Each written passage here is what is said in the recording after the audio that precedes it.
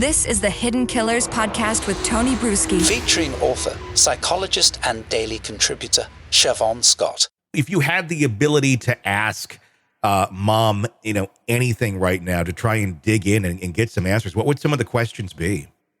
I would want to know about her relationship with him. Mm-hmm. And I would just kind of open-ended questions. Tell me about him. Tell me about your relationship with him. What kind of guy is he? Just to elicit, is she frightened of him? Has she been abused by him?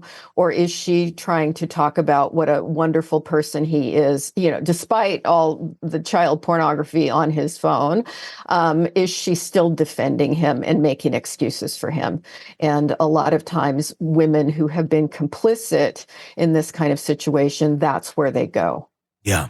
Let's watch another one. This one is actually of Stephan. This is before his arrest and the charges against him. Another interesting acting job, apparently. Have you, literally put boots on the ground, went out? Yeah, I even went out with the cops where I had dropped her off.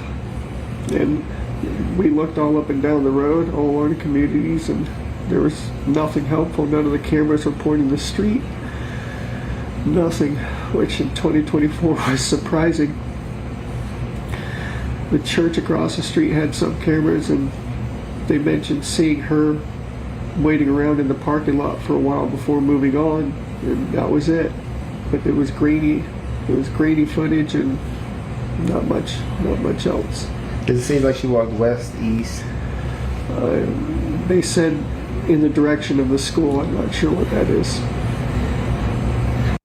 So I guess the question of this elusive camera where they're seeing her walking, which they never did. No one saw this. Mm-hmm.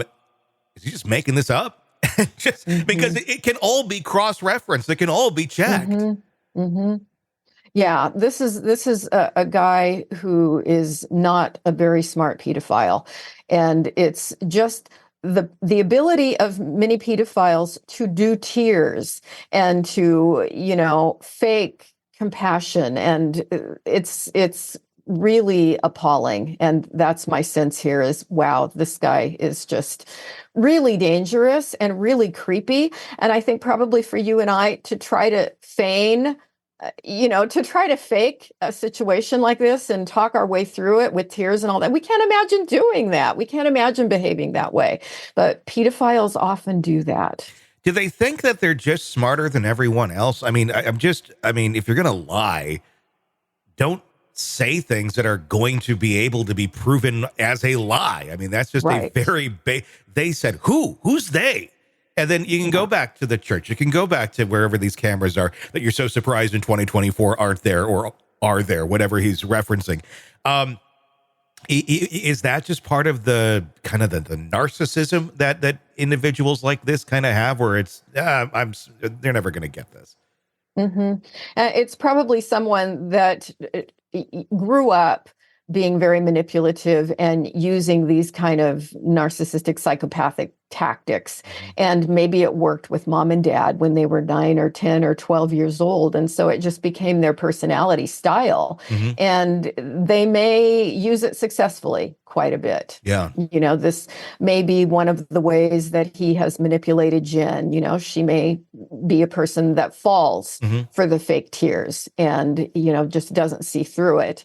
It's amazing how naive people can be. Gosh, yeah. We're going to do one more clip here. This is with the Fox 35 interview.